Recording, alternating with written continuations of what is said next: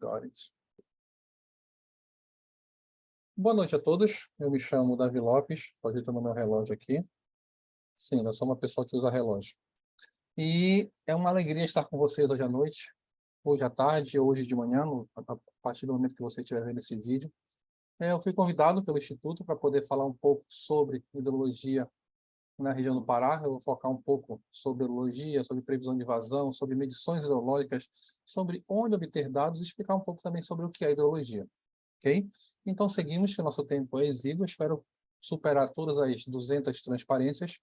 O tempo da transparência. Todas as 200 transparências em 1 hora. Vamos lá. Eu sou engenheiro de saneamento de origem, lotado nessa superintendência, que é a Superintendência Regional de Belém. Nós temos hoje diversas lotações espalhadas pelo Brasil todo, desde Roraima até o Rio Grande do Sul. Então, eu sou técnico de saneamento de formação, iniciei no técnico de saneamento, fiz engenharia de saneamento. Como no meu curso não tinha nenhuma pós-graduação, eu fiz mestrado em engenharia química com simulação de processos. E agora também sou pós-graduado em engenharia ambiental e também agora estou tentando concluir o doutorado após 10 anos, com trabalhos, filhos e afins. Precisando, a gente fica, para quem mora em Belém, a gente fica ali ao lado da Embrapa, e nós temos a possibilidade sempre de atender alunos, orientações e pesquisas de campo. A nossa área na CPRM, a gente atua tanto na geologia e recursos minerais, com levantamento meteorológico, que é o forte da empresa. Antigamente, a CPRM era a Companhia de Pesquisa de Recursos Minerais, então o foco era a geologia, mas com o advento da Lei das Águas, a 9433, em 1997, teve também aliado a água e seus diversos usos, tanto nos recursos hídricos superficiais quanto nos recursos hídricos subterrâneos. E agora, o que veio muito forte é a geotecnologia, muito voltada para gestão de áreas, gestão de riscos, deslizamento de terras, suscetibilidade. Então, é uma área que tem ganhado muito foco na nossa empresa, desde os deslizamentos de terra que ocorreram no Rio de Janeiro e impactaram muito a sociedade. Nós trabalhamos desde 1969 e a nossa cooperação institucional é muito forte aqui em Belém. Nós trabalhamos com a FPA, com o EPA, nós trabalhamos com o Museu Paraense Emílio Guild, com o Instituto Vale de Tecnologia, o ITV. Então, sempre que existe a necessidade e o interesse das instituições, a gente faz as parcerias técnicas para poder fazer essa troca de conhecimento. A Amazônia é muito grande, vocês vão ver isso. E trabalhar sozinho não adianta. Os recursos são escassos, o pessoal é escasso, as distâncias são enormes, a quantidade de dados é gigantesca. Então, você tentar trabalhar na Amazônia sozinho é perda de tempo e é perda de esforço. Não é eficiente. A gente sempre fala da importância da água, mas eu quero colocar um ponto específico. Não se tem uma fábrica de água. Você não tem nada que diga, eu vou pegar uma molécula de oxigênio, ou 2 de oxigênio, uma de hidrogênio e juntar para fazer uma ponte de Van der Waals. Não existe. Então, a mesma água que Cleópatra escovou os dentes, se ela escovar os dentes, é a mesma água que a gente usa hoje em dia. Então, imagina, essa informação é importante. Há 2.000 anos, a população correspondia a 3% da atual, 9 milhões. E hoje, 9 milhões é a população do estado do Pará. 8 e pouquinho. Ou seja, eu subi de 8 milhões para 9 bilhões. Quase 100 vezes mais. Me corrija se eu estiver errado, por favor, nessa conta. Ou seja, além de, a água ser a mesma, 2, a população crescer, 3, os consumos aumentaram. Antes, não se tomava banho, não se escovava o dente, não se tinha água em processos industriais. Ou seja, além de eu ter a mesma quantidade de água para muito mais gente, eu ainda faço outros usos que demandam, usos conflitantes que demandam gestão de água. E o mais legal, que a gente ferra a gente. A água representa 70% do nosso corpo humano. O que é ruim. Por quê? Cada vez que eu vou envelhecendo, aumenta a minha idade, menos água eu tenho. Por isso que pele de idoso resseca, por isso que idosos têm dificuldade de evacuar, por isso a necessidade de hidratação constante, e por isso o perigo num problema de doença de veiculação hídrica, como uma diarreia, o problema com crianças que têm muita água, e quando elas vão perdendo a diarreia, a hidratação tem que ser rápida, e também com idosos, que precisam repor rapidamente essa água que eles estão perdendo. Então é importante sempre cuidar com crianças e com idosos, porque a água é basicamente essencial. E é legal, para quem gosta de números de coincidências, a água que existe no corpo humano é a mesma que existe na Terra. O nosso equilíbrio com a natureza tem que ser perfeito. Falar um pouco sobre o ciclo das águas. Tanto o ciclo natural, quanto o ciclo urbano e a utilização das águas do homem. Aqui o ciclo hidrológico, vocês já cansaram de ver. Vocês já viram o ciclo hidrológico, que é a água. Começando aqui, o nosso motor é o Sol, que permite que a água evapore nos corpos hídricos superficiais. Em condições ideais de temperatura e pressão, essa chuva ela vai ou infiltrar ou escoar, provocando o runoff ou infiltração dos poços das águas subterrâneas. Nos corpos superficiais, elas recebendo calor, iniciam todo o ciclo. Isso é o ciclo natural. Perfeito desde a criação da Terra. Aí a gente vem e começa a meter a mão em todo o processo. O que antes era só evaporação, chuva, runoff, infiltração, já começa a ter diversos interferentes. Você já começa a ter a irrigação, em que você capta a água e você começa a levar água com nutrientes para esses corpos d'água. Aí você tem a eutrofização. Você começa a ter a extração de água para água potável para abastecimento, seja ele residencial, seja ele industrial, ou seja para criar amenidades para a população. Você pode criar poços, chafarizes, jardins. Daqui você tem a evapotranspiração e você tem a evaporação dos corpos d'água. Desculpa, você tem a transpiração e você tem a evaporação dos corpos d'água. Por outro lado, você pode também fazer uso de águas cinzas, águas recicladas, que podem também vir para amenidade, vir para usos industriais e também para usos residenciais menos nobres, como limpar garagem, irrigar jardins. Esse ciclo, na nossa região, na região amazônica, ele é muito fraco. Por quê? Isso é um problema. É uma bênção, é um ônus e um bônus. Nós temos o bônus de ter muita água e aí nós temos o ônus de ter muito desperdício de água. Isso tudo foi a parte superficial. Na parte que você tem os aquíferos, você tem a drenagem profunda, que também pode ser contaminada pela própria irrigação, e você tem a evaporação, os corpos d'água superficiais, que também podem tanto retroalimentar os superficiais, quanto os corpos d'água superficiais podem alimentar os aquíferos subterrâneos. E então advém com a nossa presença nas cidades, a concentração de pessoas. Na urbe, você tem os usos antrópicos. Você tem, vamos contar, 1, 2, 3, 4, 5, 6, 7, 8, 9, 10, 11, 12, 13, 14, 15, 16 elementos mínimos que você tem numa cidade para você fazer o uso da água. Só que a água continua sendo só uma. Você pode ter usos naturais, como manutenção do ecossistema de biodiversidade, regulação climática, para fazer o controle de um microclima. Você pode fazer nos usos domésticos lavagem de louça, lavagem de roupa, hidratação, quem nunca tomou um banho de balde não sabe o que está perdendo. Lavagem de roupa, alimentação. Aí a necessidade, por exemplo, na alimentação, tanto na gestão direta quanto no banho, a água tem que ser potável, porque no banho você tem gestão de água, por menor que seja, mas na lavagem de roupa, você pode fazer uso de água cinza, em casos extremos. No uso do lazer, você tem usos indiretos, em que não existe contato com a água, da vela, da canoagem, da canoa havaiana, e vocês têm o uso recreativo direto, em que vocês têm contato com a água, que se tem contato com a água, que é o próprio mergulho e a natação e um bom banho de praia. Você tem harmonia paisagística, como no aeroporto, você tem o uso de massas d'água e de chafarizes. É interessante essa questão do uso da água do aeroporto. Em espaços concentrados e amplos, você tem muita reverberação e eco. O eco ocorre a partir de 17 metros. Então, a água ela serve para absorver essa reverberação do som. Então, em espaços muito amplos, é sempre importante, arquitetonicamente e pelo conforto, você ter corpos d'água para absorver o som. Você pode ser paisagismo, você pode ter turismo, você pode ter a contemplação das águas naturais. Você tem usos industriais para geração de energia, para refrigeração e para uso em caldeiras.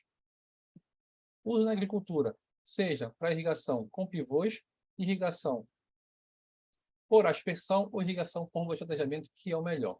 Aí isso é interessante que a gente vai ver mais à frente, porque a irrigação é um elemento que tem que ser focado muito bem. Na navegação, seja ela direta, num simples popopô de rabetão, pode ser de balsa, pode ser também num barco regional, no recreio, e pode ser navegação de cabotagem. Ou seja, a água ela não é só isso aqui numa região indígena em que a criançada já nasce em cima do barco. Ela já nasce em cima do barco. Se eu for andar aí, eu vou afundar o barco na hora. Mas cada comunidade tem o seu jeito de se transportar. Também para a produção de piscicultura, osteicultura, carcinocultura, siri, caranguejo, pérolas, ostras. Então você tem a grande produção. E o mais legal é que já vende todo o material, inclusive nos sites chineses. Falando da agricultura, é importante a gente ter campanhas de conscientização de uso da água para redução do consumo nas residências, porque elas causam um grande impacto pela produção de surfactantes no sabão que a gente usa, pelo sabão que a gente usa no banho, e isso fertiliza a água. Isso causa muita eutrofização dos corpos de água. Mas na nossa região a gente não tem esse problema, porque, como a gente disse, é muita água. O que a gente faz é a gente ficar mais relaxado. Mas quando você vem aqui com um gráfico de usos da água, é de 99, mas não mudou muita coisa. A irrigação compreende 70% do uso da água. Ou seja, quanto melhor a gestão da água na agricultura, os ganhos serão imensos. O doméstico vai impactar? Vai. Por menor que seja, mas vai. Até mesmo porque cada vez mais se usa água. Eu esqueci de colocar aqui. Em 5 de agosto, ou seja, 2 dias atrás, existe uma ONG que faz o Dia de Exaustão da Terra. O que significa isso? O dia de exaustão da Terra é quando o ser humano usa todos os recursos possíveis. A partir daqui, a gente já entra no cheque especial. Já está usando crédito. Agora, imagina, nós temos bastante água, nós temos 12% das reservas naturais de água, então nós podemos abusar e usar 1.500 litros por dia de água. Tem situações extremas. Você tem os sudestinos que usam lá 3.000, e vocês têm os nordestinos, o sertão, seja ele o nordestino, seja ele o mineiro, que ainda é área de sertão, você tem áreas que consomem no mínimo, no máximo, 1.000 litros. Você tem esses extremos. Então, fazendo a média, no Brasil, a gente usa aqui 1.500 litros de água por dia. Agora imagina se todo mundo usasse igual aos Emirados Árabes, que usam mais de 2.000 e superaram inclusive os Estados Unidos. Imagina que a Terra é uma ilha. Imagina que essa ilha não vai ter água suficiente para todo mundo. Enquanto o Canadá, que é uma região bem provida de água. Mas Israel, que basicamente tem só o Mar Morto. E o Mar Mediterrâneo na frente, ambos salgados. Imagina se todos consumissem no nível de Israel. Por outro lado, China e Bangladesh têm consumos abaixo de 1.000 litros por dia. Nós falamos de água, a importância para o ser humano, o seu consumo, os usos da água, o ciclo hidrológico. Agora imagina como é que a gente vai mensurar tudo isso. Vamos mensurar da seguinte forma. Criou-se uma ciência só para mensurar os pacotes de água na natureza, que é a hidrologia. Essa hidrologia, boa noite, Miguel, seja bem-vindo. Essa hidrologia, ela permite quantificar os pacotes de chuva, os pacotes de escoamento, os pacotes no rio e os pacotes na água subterrânea. Então, a hidrologia, ela estuda a água na natureza e seus diversos armazenamentos, seja no ar, no solo e nos próprios cursos d'água. Bem como as suas movimentações, a gente tem que mensurar a evaporação, a precipitação, os deflúvios e a infiltração, que seria aqui a vazão. Como é que eu meço tudo isso? Deixa passando. Primeiro conceito, unidade hidrológica. É qualquer área de drenagem. Pode ser uma microescala. Ah, eu vou fazer a microdrenagem urbana de um pátio da minha casa, de um jardim, de um shopping, de um pavimento de um estádio de futebol ou de um terreno que eu vou urbanizar. Nós podemos ter a microescala ou também podemos ter a macroescala, onde na natureza a gente vai estudar a bacia hidrográfica, é a unidade básica da hidrologia. Antes, na gestão das águas, você tinha o quê? A gestão por municípios, cada um cuidava do seu rio. Com a lei das águas, viu-se, baseado na experiência francesa, que eu tenho que pensar na bacia hidrográfica, que é um conjunto que, em todo lugar que cair água naquela região, ela vai sair por um único exutório. E aqui um exemplo de duas bacias contíguas. Por exemplo, a bacia do rio Xingu e a bacia do rio Tocantins. Elas andam lado a lado, mas elas não se comunicam. Aqui as grandes bacias nacionais. Nós temos a bacia amazônica, pelo código da ANA, é a bacia 01. Nós temos a bacia do Araguaia-Tocantins. Nós temos a bacia do Atlântico Nordeste, porque ela já desemboca direto por Atlântico. Nós temos a bacia do Rio São Francisco, a bacia do Rio Prata, a bacia... Espera aí, que eu me perdi aqui. Essa aqui é a bacia do Rio Tietê e Paraná, e a bacia do Sul Paraguai e a bacia do Leste. A nossa bacia ela é maior em extensão e quantidade.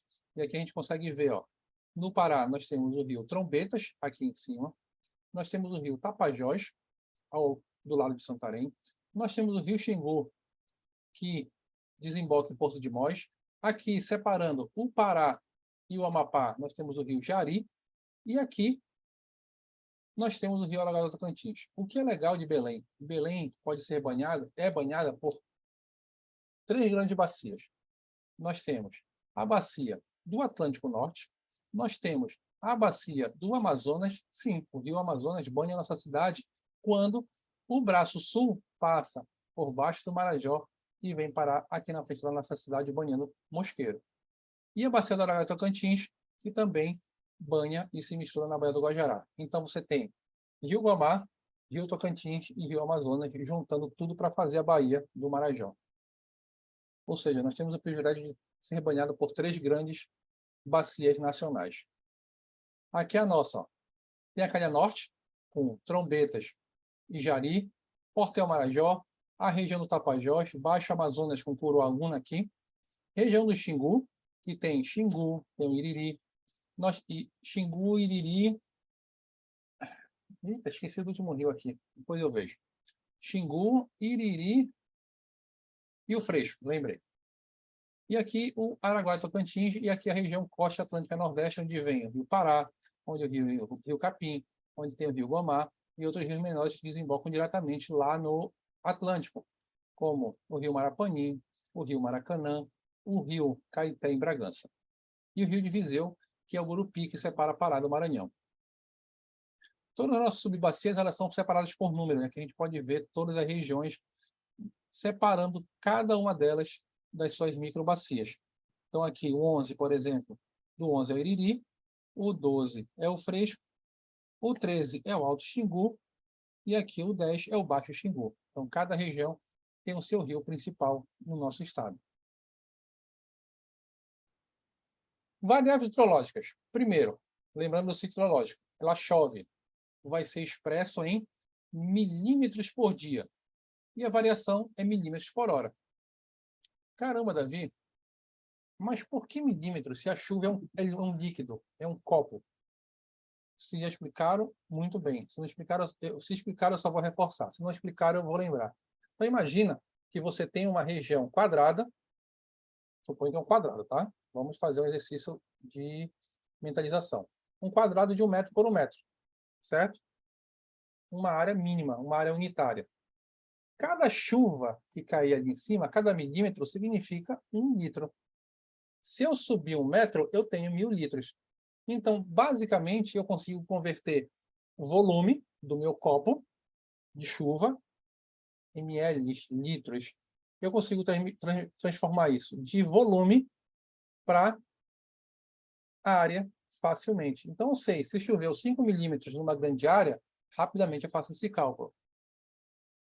Clássico, como é que se mede a chuva? O pluviômetro Ville de Paris. Clássico, existe até hoje. Tem os modelos que são mais cilíndricos atualmente, que as pessoas no interior elas usam como batedor de açaí. E tem os clássicos pluviógrafos, que eles fazem a leitura. Mas, Davi, eu não entendi aqui. Como é que ele sobe e desce? Toda vez que ele sobe, é porque ele ganhou uma dezena. Então, ele vem, eu consigo medir a intensidade. Ó. Então, ele subiu aqui rapidamente. Pá, uma subida, pá, duas subidas, pá, três subidas. Então, basicamente, aqui foi 10, 20, 30 e 2 milímetros nesse intervalo de 1, 2, 3 horas, 4 horas. Então, choveu 32 milímetros em 4 horas. Muitos registros antigos, para quem gosta de fazer registros históricos, ainda são medidos em pluviógrafos. Qual era o problema na nossa região? O problema na nossa região é porque eles usavam canetas porosas, canetas com tinta porosa. Com a umidade, basicamente, a gente quase nada na Amazônia, a nossa umidade é mais de quase 100%, ou às vezes até passa de 100%, esse papel encharcava e o papel borrava. Então, a gente perdia essa leitura. Então, muitas vezes é importante isso, e a gente vai falar ao longo do tempo. A nossa região é sui generis. A Amazônia é sui generis. Então, muitas tecnologias que são trazidas para cá, que funcionam em outras regiões, não funcionam na nossa. O pluviógrafo, com pena e papel, é uma delas. Precisou ser adaptada para usar sistemas digitais.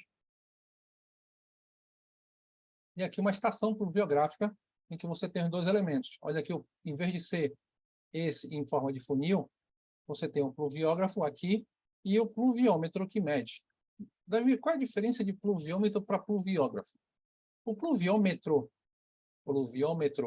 ele mede chuva ao longo de um dia, 24 horas. Todo dia, esse local onde está instalada a estação, o morador vai lá e mede com uma proveta, ele abre essa torneirinha aqui embaixo, ele abre o registro e ele mede. Uma proveta, 10.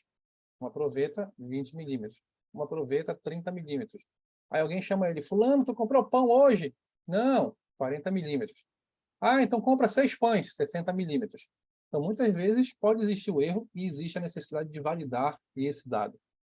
Já a informação que eu tenho do pluviógrafo, porque ele faz um gráfico, eu consigo medir o quanto choveu e qual foi a intensidade da chuva. Antigamente, eram os pluviógrafos que eram utilizados para fazer o quê? Para fazer os cálculos de chuvas intensas no Brasil. E aqui, próximo de uma escola, onde o caseiro da escola, onde o servente da escola que fazia a leitura da nossa estação. Aqui, um evaporimétrico, um tanque evaporimétrico, para fazer a medição da evaporação da chuva. No Pará existiam só 2, mas por questões políticas, a CPRM deixou de fazer a medição de evaporação e ficou só com o INEMET. Aqui um tanque de infiltração, então você calcula quanto infiltra a partir de 2 círculos concêntricos em milímetros por hora ou milímetros por minuto. Outras variáveis hidrológicas podem ser a recarga. Interessante. Na próxima aula eu vou colocar o cálculo da recarga que a gente está fazendo para os poços monitorados pela CPRM. Um cálculo interessante e muito legal que a gente precisa entregar agora até o dia 15 de agosto. E está lá em cima da hora. Porque hoje a gente está fazendo essa aula agora dia 7 de agosto. E você também tem um fluxo subterrâneo. É como a água percola pelos meios porosos de forma natural, não forçada. Mas, a partir do momento que você coloca um poço de bombeamento, ou você usa drenos naturais, esse vai ser um tipo de fluxo provocado. Normalmente é só pela curva potencial. Maior pressão, menor pressão, existe deslocamento. E nem sempre essa diferença de pressão acompanha a declividade do solo. Ela pode ser inversamente proporcional. Por exemplo, aqui, ó. Você tem declividade diferente, mas a pressão neste ponto aqui é maior do que neste ponto. Então, questão de pressão, às vezes, pode ser diferente da pressão, a inclinação do meu aquífero pode ser diferente da minha inclinação do terreno. Falamos de chuva, falamos de evaporação, falamos de infiltração. Agora, o que acontece quando essa chuva escorre e chega no rio? ela é feita usando a medição, feita uma régua ou escala linimétrica. Ela pode ser de madeira, de ferro, alumínio ou plástico. Qual é o problema? Madeira degrada, ferro enferruja, alumínio rouba, plástico quebra. Ou seja, o monitoramento na nossa região é muito complicado, porque existem outros componentes alheios à tecnologia e à ciência que a gente tem também que considerar. Elas são fixadas na margem dos rios, ou seja, as pessoas veem uma estaca na beira do rio, vão lá e fazem o quê? Amarram o seu barco naquela estaca. A régua, ela é assim. Aqui, vamos lá. Ela é assim, ela tem várias linhas. Quando eu desalinho, aquela leitura da água já começa a ser equivocada. Então, toda vez que eu amarro um barco e o barco começa a balançar, o que acontece? Essa régua começa a ficar torta. E a leitura que eu devia fazer nessa posição já começa a ficar nessa posição. Então, a leitura que era aqui já passou a ser assim. Então, existe erro quando as pessoas começam a amarrar barco. Elas devem cobrir todo o intervalo dos níveis, ou seja, eu tenho a margem de um rio. O rio começa a subir. Eu tenho que ter régua desde a área de seca até a área de enchente. Às vezes, a gente tem que cobrir, muitas vezes, até 60 metros por nível de régua. E os limites extremos, onde vai ter a primeira régua na seca e a última régua na cheia, é baseado pela experiência do morador no local. A gente sempre tem que confiar no morador local para lhe dizer até onde tem que instalar a régua. E mesmo assim, tem situações, tempo de retorno de 50 anos, de 100 anos, eu tenho situações em que cresce muito o nível. Então, caramba, eu coloquei minha régua aqui e ainda subiu mais o nível. Eu vou procurar marcas em árvores, marcas em casas, marcas em muros, para definir qual é o ponto máximo dessa cota. Para que isso? Vamos ver mais à frente.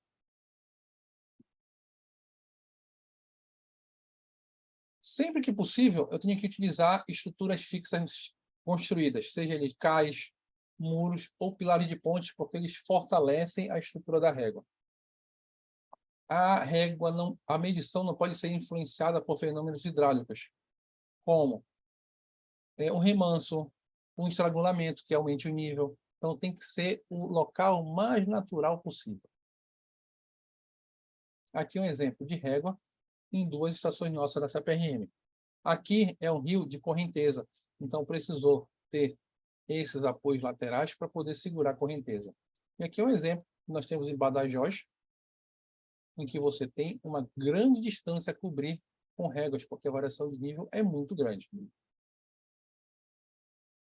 Aqui nós temos o observador hidrológico, que faz a leitura dos dados, aqui em Alto Bonito, lá no Rio Gurupi, na fronteira Pará-Maranhão, e aqui em Marabá, que fica no quartel da Companhia Fluvial. Marabá é interessante que ele consegue variar até 20 metros. Então, fica bem longe até subir e alagar, inclusive, o quartel. Aqui, por exemplo, a estação de Santarém, em que a gente conseguiu proteger ela bem do lado de uma estaca onde atraca os navios lá no porto da CDP. Para quem conhece Santarém, ela fica ao lado do porto da Cargill. O interessante aqui que vocês identificaram, ó, toda vez que eu tenho uma estação, ela tem um código. Marabá é 2905. Alto Bonito é 3262. Vamos voltar aqui rápido. O RG da estação é baseada nisso aqui, ó, no código da estação, no código da bacia. Então, se eu tenho a estação 3262, é porque ela está na subbacia 32. Então, se você já começa a trabalhar com os mapas, você já sabe que vai ser 32, fica mais ou menos ali, próximo do Gurupi, Pará-Maranhão. 2905, Bacia 2, Araguaia Tocantins. Aqui é Atlântico Norte e Nordeste. Santarém, subbacia 17, que é a bacia do Rio Tapajós. Então, esse vai ser sempre o RG, a identificação da estação. Vai ser subbacia 17 e mais 6 dígitos identificando a estação ao longo do rio. Falamos de chuva, falamos de evaporação, infiltração, águas subterrâneas e cota. Vamos falar agora de vazão, que é uma outra informação que vem do rio. Como se mede a quantidade de água no rio? ela vai ser um volume pelo tempo, metros cúbicos por segundo, litros por hora. Como é que eu calculo isso no rio? Eu tenho que saber a área da minha medição e calcular a velocidade da água que ela passa pelo rio. Como? Por integração. Eu vou pegar a minha seção do rio, de margem a margem, e vou dividir ela em 30 partes. Então, vou fazer velocidade 1, profundidade 1. Velocidade 2, profundidade 2. Velocidade 3, profundidade 3. E vou fazendo isso 30 vezes até chegar na minha margem final. Eu posso usar para medir esta velocidade, seja um molinete de tipo hélice, um molinete de tipo concha, ou até mesmo um molinete sônico, que usa ultrassom. Todos esses vão usar a mesma metodologia. Defino a minha largura, calculo a distância para cada transversal, que tem que ser de 30 vezes, e vou calculando de cada uma. Velocidade e profundidade, velocidade e profundidade, velocidade e profundidade 30 vezes. Depois de calcular a velocidade e profundidade 30 vezes, eu vou somar cada uma dessas vazões de cada seção transversal. Aqui, por exemplo, ó, eu vou ter velocidade e profundidade, vazão 2. Velocidade e profundidade, vazão 3. Velocidade e profundidade, vazão 4. Definindo a meia seção. Por isso que é cálculo de vazão por meia seção. Onde eu pego metade de uma seção e a metade da outra seção para calcular a área. Então, a área vai ser o quê? Profundidade dessa seção pela largura entre duas transversais. Mas, Davi, aqui eu tenho só um ponto. E aqui eu tenho 2 pontos. Porque a definição do ponto define a profundidade. Muitas vezes, a partir de 1 metro até 1,5 metro, eu uso só 60%. Passou disso, eu uso a 20 e a 80. Aqui, uma medição, lá no grupo I, onde eu amarro um cabo e sinalizo esse cabo para melhor visualização. Para quê? Para que não ocorra nenhum acidente de uma embarcação passando e alguém se acidente. Esses são métodos manuais, em que eu tenho que fazer a divisão e fazer cálculos extensos para poder obter essa vazão. Mas, Davi, eu tenho só um rio pequeno que eu vou fazer uma consultoria. Você pode usar, inclusive, a garrafa PET de água. Nós já fizemos experimentos em que a garrafa PET totalmente cheia e submersa, só a tampa em cima, você consegue fazer medição. Aí você vai ter que pegar um cabo de vassoura e ir medindo ela 30 vezes, as profundidades, para você ter uma seção transversal adequadamente medida. Porque o que, que é? A garrafa PET vai lhe dar velocidade, ok? Só que eu preciso saber a área, porque a vazão é a área vezes a velocidade. Então, com cabo de vassoura e uma trena, eu vou medindo 30 vezes para poder fazer a composição da minha seção transversal. E a velocidade com a garrafa PET totalmente cheia de água. Por que não pode ser pela metade, Davi? Porque a metade vai ficar fora e o próprio atrito do vento vai diminuir a velocidade. Então, quanto mais cheia e pesada, melhor. E aqui os modos. E aqui agora eu utilizando o quê? Eu fazendo medição de vazão com métodos acústicos. Este aqui sou eu lá na Baía do Rio Bacanga, em São Luís. A gente fazendo a batimetria com o colega Edson. A DCP é Acoustic e Doppler Current Profiler. É um perfilador acústico que usa o Doppler para medir a corrente de água. Além de ser automatizado a medição de velocidade, ele ainda é georreferenciado. Ele me permite obter a batimetria.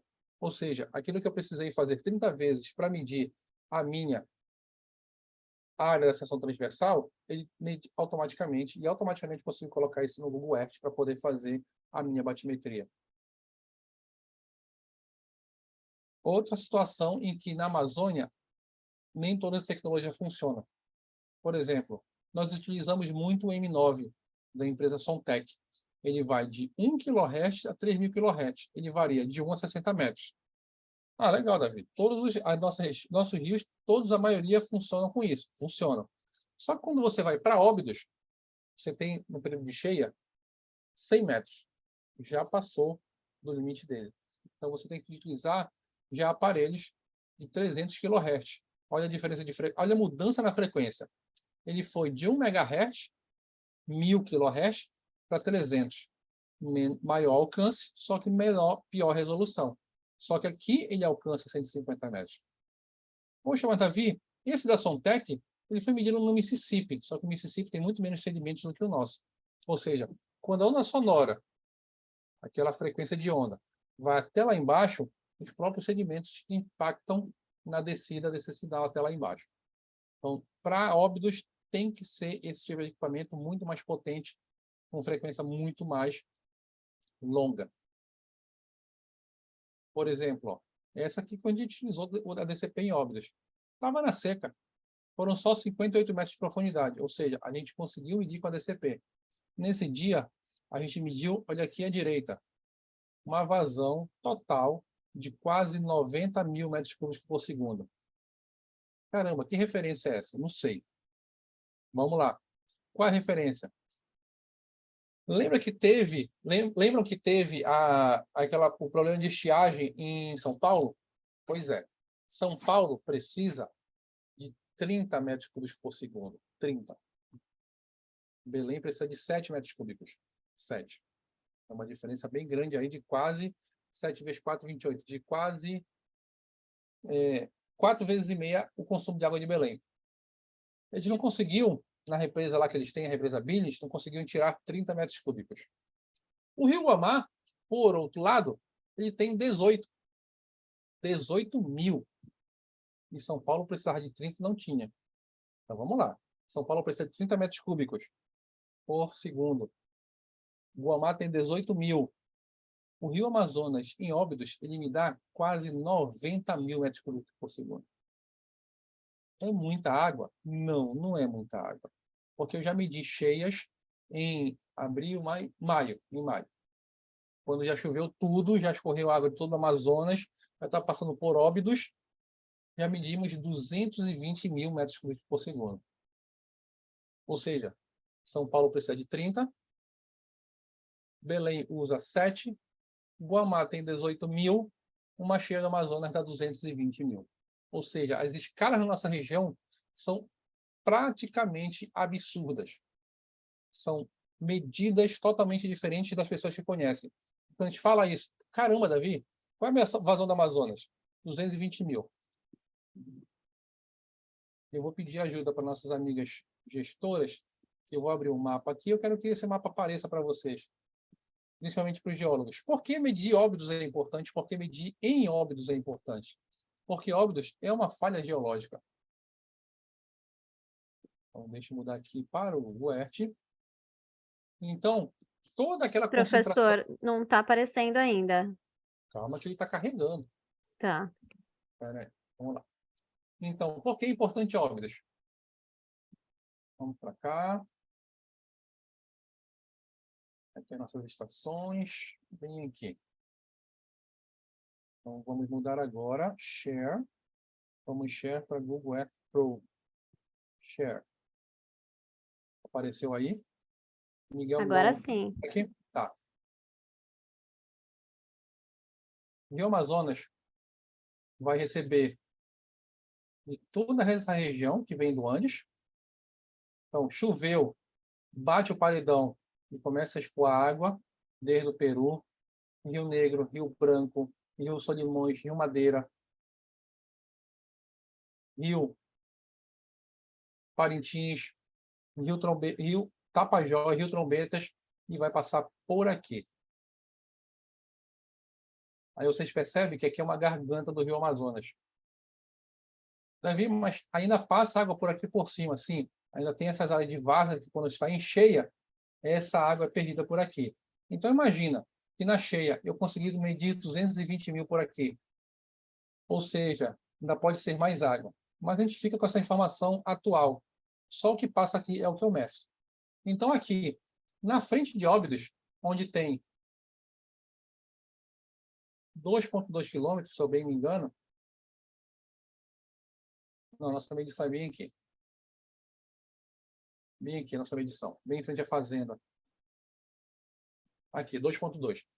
Aqui na frente de Óbidos é uma falha geológica que eu não consigo medir, porque ela tem mais de 100 metros. Então, esses equipamentos que vêm de fora não alcançam. Então, eu tenho que descer um pouco o barco, acompanhar o fluxo do rio para Jusante e poder medir aqui. Outra informação interessante que a gente pode ver, com a DCP que a gente pode tirar, é uma batimetria.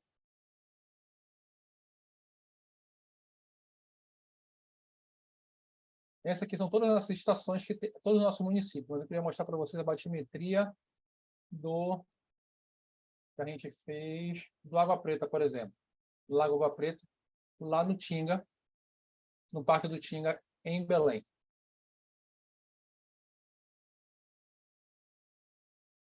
Será que eu não trouxe para cá? Tem de Paragominas. Pronto. A medição que a gente fez em Paragominas. Tadinho, meu computador já está morrendo já. É porque são muitos dados.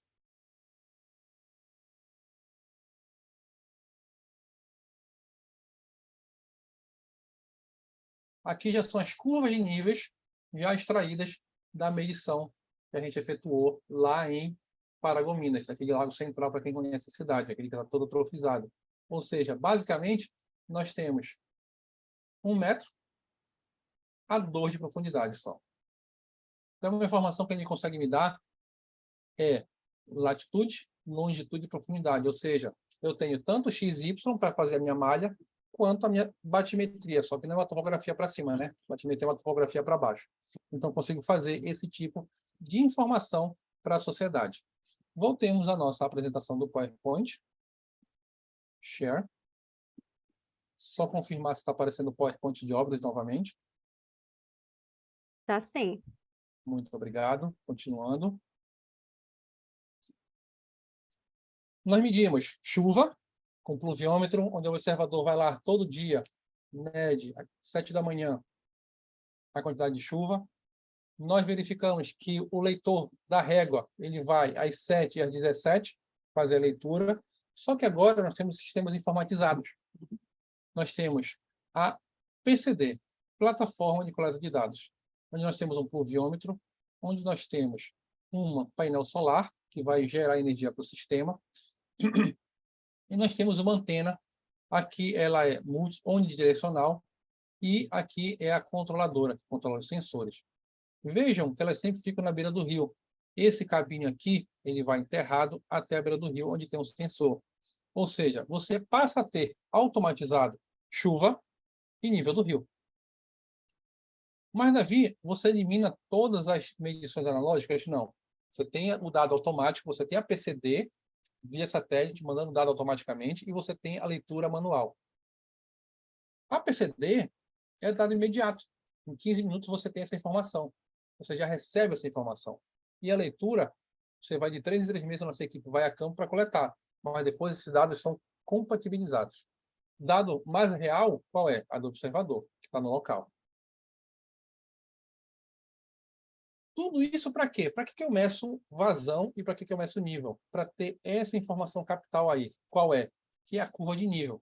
Mas por que, Davi, que eu vou criar a curva de nível? Veja a diferença. A cota, o nível do rio, eu tenho ele todo dia.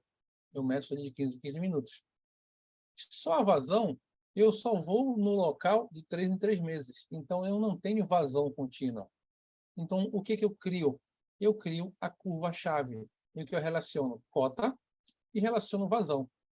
Então, para cada ponto aqui que existe, é uma relação que existe, cota-vazão, cota-vazão. E eu tento ajustar eu tento ajustar uma curva que melhor represente o comportamento. Aqui eu consigo ver 2 trechos. Um trecho logaritmo aqui em cima, uma divisão bem aqui e outro trecho em sequência. Então, eu tenho uma curva de baixas cotas e tenho uma curva de altas cotas. Davi, o que é isso? Isso aqui é remanso. Caramba, Davi, mas remanso de Óbidos? Eu tenho certeza disso? Sim. Existe influência de maré em Óbidos, a 600 quilômetros da boca do Rio Amazonas. Ou seja, existe uma pequena variação de 15 centímetros que é capaz de causar uma variação da cota lá em Óbidos. Depois de tudo isso, eu tenho dados de PCD, tenho dados de campo, eu tenho que consolidar isso aqui. Isso aqui atualizou um pouquinho, já foi para 2018. Mas a gente sempre fica correndo atrás do prejuízo, para poder conseguir fazer que os dados que estão na internet sejam os mais atualizados possíveis. Então, toda vez que você pega um dado de PCD, sempre considere ele como se fosse bruto. Nossas estações meteorológicas e as nossas características regionais. Deixa eu ver se eu tenho a informação aqui, por favor. Belém prometi, deixa eu tirar. Eu estou mexendo no Google Earth e vou pegar município do Pará. Aqui, peguei. Vamos mudar de novo para o Google Earth Pro. Como eu sei que funcionou, só me confirme se não apareceu o Google Earth. Essa aqui, deixa eu tirar para argumento, não vai matar meu computador. Ele não é tão potente assim, é só um Core i7 de 7ª geração, ou seja, está bem velhinho, estamos na 12ª. Aqui são todas as nossas estações ao longo do Pará e do Amapá. E Maranhão, porque nós cuidamos tanto do Amapá, quanto do Pará, quanto do Maranhão. Davi, mas isso aqui é Pará ainda, né? E sim, é o Xingu, é o Trombetas. Mas, numa discussão política, eu acho que em 2014, 2013, nós perdemos essa área todinha para a Eletronorte. Ela passou a ser responsável. Como ela não tem equipe de campo, ela terceirizou. Então, muitas vezes, a gente pega estações, quando a gente vai passar, a gente coincide de passar por uma estação da Eletronorte, a situação não é muito boa, mas eu não posso falar mal, porque pode ter alguém que seja da Eletronorte no curso, né? Então, continuemos. Então, nós temos um vazio aqui no Amapá. Por quê? Porque as estradas, deixa eu colocar as estradas, rodovias. As estradas do Amapá, elas só aparecem nesse trecho à direita. Ou seja, existe um grande vazio de informações hidrológicas à esquerda. Mesma coisa aqui na Calha Norte. Na Calha Norte existe um buraco aqui, ó. Essas eram antigas estações que eu mantenho no mapa para a gente lembrar que tem que ser feita essa medição. Perimetral Norte Aldeia, cuja pista de pouso foi dinamitada. Apalaí, que é pista não homologada. Essas três são pistas não homologadas. Apalaí, Cuxaré e Uai-Uai são pistas não homologadas, que a gente não pode pousar mais. Por quê? Porque em 2011, infelizmente, nós perdemos um colega no acidente de avião. Nós perdemos 3 colegas. E então, a gente não pode pousar mais em pista não homologada. E aqui tem a base de Tirós, que a gente está tentando fazer acordos com a aeronáutica para poder descer nesta base que foi criada na Segunda Guerra Mundial. Para quê?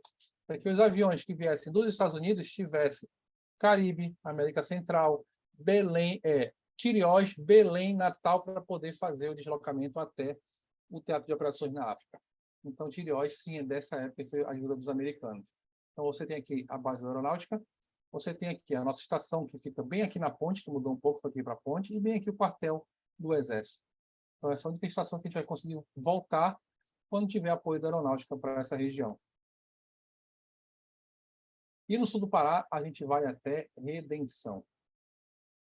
Xinguara, Vila Rica, aqui, que fica ao lado de Redenção. Então, hoje nós temos diversas estações no Pará, no Amapá e no Maranhão. Aqui a gente cuida, como é perto de Belém, essa parte superior, a parte que fica aqui em cima da região norte, fica mais perto para a gente chegar. A gente não chega a São Luís, porque São Luís já fica sob responsabilidade de Teresina, que é uma residência ligada à Fortaleza. E vai ser em Belém. Continuando, trocando para o PowerPoint novamente, para a gente voltar para nossas apresentações. Nós temos hoje 145 estações de chuva, 62 de nível do rio. Não tem umas evaporimétricas. Agora, todas as estações que cuidam de rio também medem sedimentos, também medem qualidade da água, 4 parâmetros: OD, turbidez, temperatura e... Eu esqueci que são 4 parâmetros, agora eu esqueci, desculpa. E 158 estações convencionais e 25 telemétricas. O objetivo é que todas elas se transformem em telemétricas. Nós operamos 13 roteiros. Nós rodamos a nossa rede mais cara do país, porque tem avião para se deslocar até Macapá, tem barco e tem carro.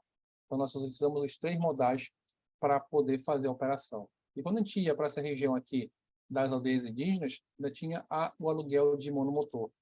Então, você saía de Santarém e levava até 2 horas para chegar, por exemplo, aqui em Tiriós. É uma viagem assustadora. Por quê? Aqui em cima, você tem as serras do Tumucumaque. E aqui nessa região, entrando os ventos alísios. Ou seja, você voa na direção norte-sul e os ventos alísios empurrando na direção leste-oeste. Ou seja, É uma montanha-russa assustadora. Algumas características da nossa região: nós temos chuvas de 2.200 milímetros. Aqui em Calçoene, nós temos a cidade que mais chove no país, porque ela pega os ventos de frente de toda a umidade do oceano. Nós temos evaporação de 1.600 milímetros por ano. Nosso regime de chuvas, basicamente, é de fevereiro a abril. Em Belém e no Costa do Amapá, é de novembro a abril, porque são chuvas bem extensas, concentradas em março a abril, onde se lembra da música do Tom Jobim, As Águas de Março Fechando o Verão. Estiagem severa no sul do Pará, de setembro a novembro, onde não tem chuva, aquela poeira, aquela poaca que sai da região lá é muito forte, e uma umidade que quase nos transforma em peixes, essa umidade de 97%. Na próxima evolução, a gente vai nascer com guelra já. No meio, nós temos a planície amazônica. A partir disso, no costal norte, nós temos o Craton, tanto na parte de cima quanto na parte de baixo, onde temos diversas serras. Isso é uma informação interessante. Todas as nossas bacias, basicamente, elas estão aquém do regulamentado pela ONU. Nós temos um mínimo de informação, que é, pelo menos, uma estação cobrindo 4.000 km². Nas bacias 19, que é aqui do Xingu, aqui do Marajó, 29, Araguá e Tocantins, e 30, não tem 30 bem aqui no meio. Ó. Aqui é Atlântico Nordeste e aqui é Gomacapim. Nós não temos estações suficientes por causa de acesso. Já nas fluviométricas, a 19, Marajó, e a 31, também não tem essa disponibilidade. Seja pela falta de acesso, seja pela inexistência de observadores. Muitas vezes a gente precisa colocar um local em que você não tem segurança, ou você não tem observador, ou você não tem onde instalar. Então, a gente precisa adensar a rede utilizando equipamentos automáticos. Precisa. A gente até tem necessidade de adensar isso. O problema é que, muitas vezes, você coloca uma estação automática e existe vandalismo. Já cheguei em locais em que o painel solar sumiu, aí eu vou almoçar no bar, no restaurante próximo, e ela estava sendo usada como uma linda bandeja para servir os clientes. Aqui alguns exemplos de nossos postos fluviométricos. E eu já fui em todas elas, já. Essa aqui é a nossa mais distante, que a gente não voa mais, porque essa região era só de avião. E depois do acidente de que nós perdemos nossos colegas Simval e o Arivaldo, a gente não voa mais sem ser para pistas oficiais como essa, a única da região que é Tiriós. Nós temos a Palaí, Nova Macajuba, no Rio Caeté, em Bragança. Nós temos Vila Capoeira, no Rio Guamá. Cafezal, em Paragominas. Fazenda Maringá, no Rio Capim, também em Paragominas. Itupiranga, próximo ao Marabá. E Arapari, aqui próximo de Monte Alegre. E próprio Santarém, Porto da CDP.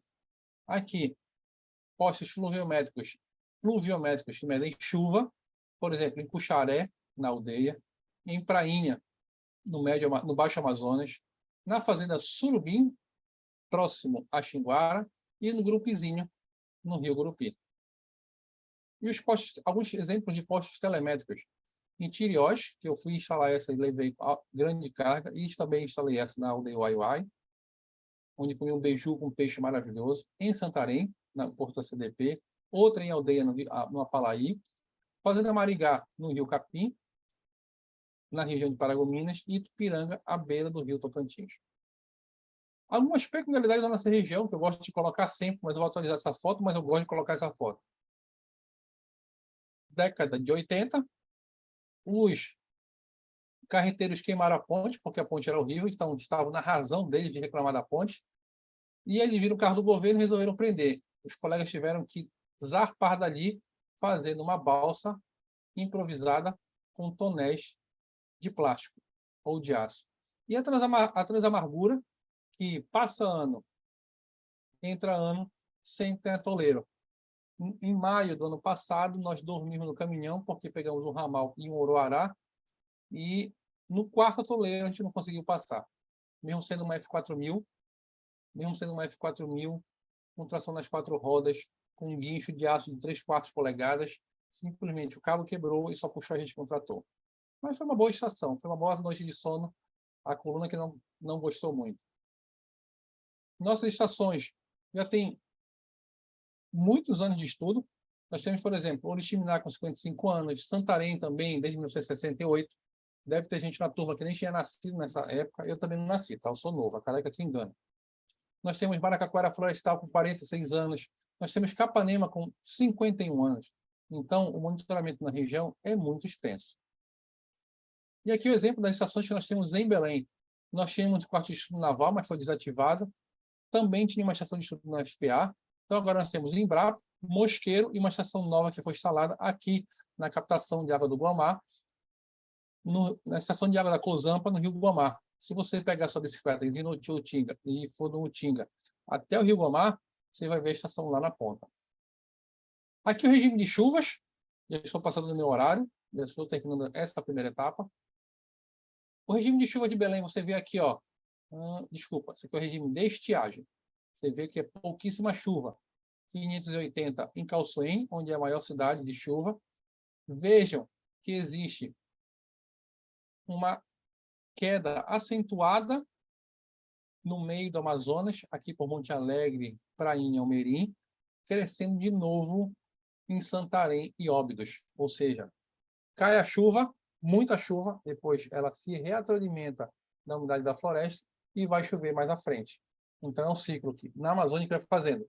Chove, pega umidade. Chove, pega umidade. Chove, pega umidade. Já no sul do Pará, é baixíssimo a quantidade de chuva que tem aqui. Aí vocês me perdoem. Então vamos voltar aqui. Aqui é a estiagem e aqui é a chuva. E aqui é o trimestre mais chuvoso, que é janeiro, fevereiro, março. Janeiro, fevereiro, março, abril, maio, junho. Então é um trimestre, janeiro, fevereiro e março, que chove 500 milímetros aqui o Calçoene e chove 400 milímetros. E mesmo assim, a região de Belém e o Nordeste paraense também pega muita chuva. Percebam que o sul do Pará, nessa região de Xinguara e Floresta do Araguaia, chove praticamente metade do que chove em Belém. Quando você vai para a estiagem, essa região praticamente toda aqui embaixo zera a chuva. Então a estiagem no sul do Pará é muito severa. Mesmo também na região da Calha Norte. E aqui a nossa hidrografia. Então, música é verdade. Esse rio é minha rua. Nós temos as maiores malhas hidrográficas do mundo. E uma hidrografia que poderia ser melhor aproveitada com a construção das hidrovias, como, por exemplo, detonando o Pedral do Lourenço, que fica entre Tucuruí e Marabá, você teria uma hidrovia excelente para escoamento. O que ocorre, por exemplo, aqui no Tapajós, com a estação de transbordo de Miritituba, onde existe grande movimentação de soja, que é mais fácil vir para Miritituba do que levar toda a soja para Santos, o Porto de Santos. O problema é que a BR-63 ainda não foi asfaltada. Passa governo, entra governo, seja amarelo, azul, verde, a bandeira que for, a gente geralmente é esquecido. A evolução das nossas vazões, elas estão baixando. Ao longo dos anos em Óbidos, essa evolução vem baixando. Então, é uma questão que se preocupa muito, porque quando você tem a chuva, o rio sobe e alimenta a água subterrânea. Quando você tem a seca, essa água subterrânea é que retroalimenta o Amazonas. Só que para ter infiltração, você precisa ter vegetação, que ela vai segurar água no solo e vai permitir infiltração. Quando você começa a desmatar, você começa a limpar o solo, o escoamento superficial aumenta, a infiltração diminui e o escoamento de base, que deveria existir naquela época de estiagem, começa a reduzir. Então, está tudo interligado. Se você faz garimpagem ilegal, você tem poluição recalcitrante, mercúrio. Você tem metilmercúrio, você entra com mercúrio na cadeia alimentar. Quando você tem desmatamento, você prejudica a vazão das águas. Então, é tudo um equilíbrio que existe na natureza.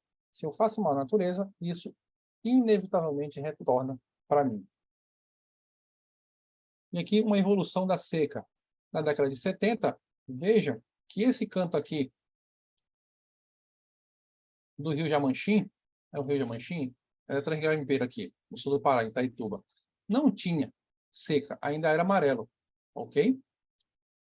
a partir da década de 80, você começa a ter, ó, o avanço nessa região.